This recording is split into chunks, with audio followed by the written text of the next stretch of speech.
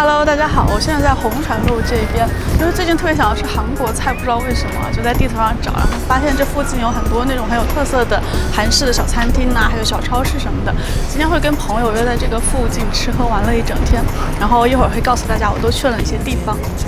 现在去吃烤肉，有一头在爬楼梯的牛。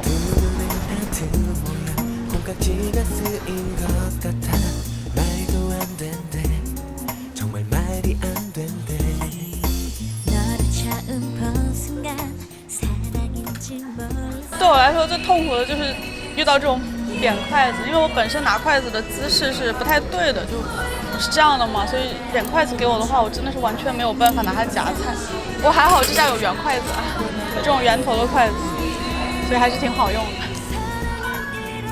刚刚吃烤肉吃完好热，不应该在这个天气来吃烤肉，吃我满头大汗。现在去吃一点冰凉快一下。这好大一碗啊！天哪！ 这一般吃不下吧。下面是很细的冰沙，然后上面是冰淇淋，然后中间有很多芒果，还有芝士。但这个是那个芝士蛋糕，不是芝士条的那种，蛮好吃的。它下面这个冰就好细啊。好。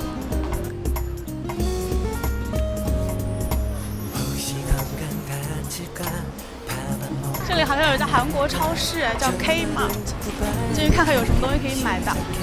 这个包烤肉还蛮好吃，这有很多那种米糕。这个黄瓜泡菜我也蛮爱吃的，就是它是整根的黄瓜，然后里面夹着韭菜的那种酱拌的萝卜干，这个还蛮好吃的。哎，这是我们店里在卖的锅呀，好像是同款，看到没？有这个蜂窝的炒锅。前段时间去冲绳吃到了一个拌冷面，还蛮好吃的。 在这里买包冷面回去试试看。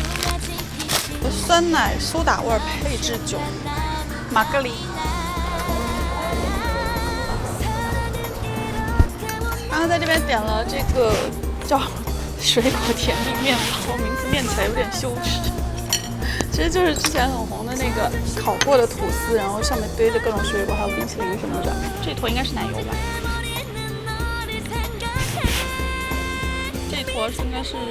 抹茶冰淇淋，其实这种面包很多年前就红了嘛，但是我记得当时这种面包很红的时候，当时人是在英国，就完全吃不到，就看到国内的小伙伴每个人都在晒，有吃过这种面包。等我回国之后，这种面包其实已经很难找到了，就好稀有。所以现在只要我在咖啡店里能看到卖这个的，我会点来吃。但这头奶油不太好哎，我该人造奶油，其他面包还有点热。 吃完东西要来消消食了，在这边找到了一家这个韩式的桌球馆。这里的桌球跟国内的好像蛮不一样的，台面上只有4个球，然后没有洞洞哎。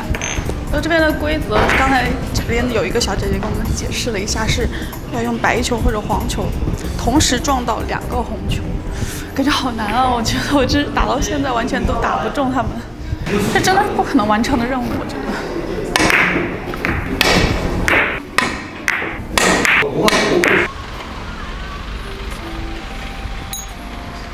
刚刚下午已经逛了一下午了，然后现在终于到吃晚饭的时间了。今天晚上会去吃一个我自己还蛮喜欢吃的东西，就是酱蟹。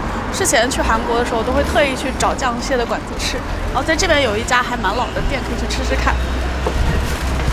现在螃蟹都上了，今天点了不辣的酱蟹，还有辣的酱蟹各一只。其实它就是把那个生的梭子蟹用酱料腌制就可以吃，跟我们宁波的那种呛蟹感觉非常的像。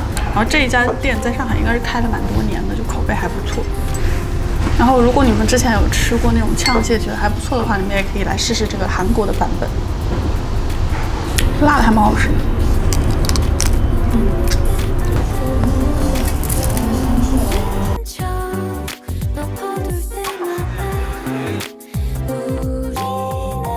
刚刚吃完晚饭，又回到了这片区域，就是我下午来打台球的这片区域。我发现这边有好多酒吧啊，就他们白天的时候都隐藏在各种小楼里，看不到，但是到了晚上就冒出来，然后路上好多人，很热闹。然后看到了这一家，觉得装修还蛮有特色的，就想来看看。哇，吓死宝宝了！你看看上面是什么？干一杯。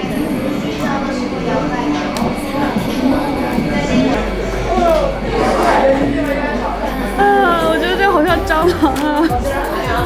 这我真的下不去嘴。这家薯片还蛮好吃的，因为刚才看到他们是拿土豆现切片，然后现炸的，就现在还会这样做的酒吧，好令人感动哦！难怪这个薯片花了时间比较长，花了大概半个小时才上桌，但是确实还蛮好吃的。好了，今天的韩国街吃吃喝喝的记录就到这里了。如果你们也有兴趣的话呢，也可以去记录一下你身边跟韩国有关的吃喝玩乐，去参加一个叫 Talk Talk Korea 的主题活动。参与的小伙伴都有机会获得奖品，有笔记本电脑啊、平板电脑，或者是韩国5天4夜游这样。具体的情况我会放在下方的评论，大家可以去看。那今天就到这里了，我要继续跟我的小伙伴一起喝酒，拜拜。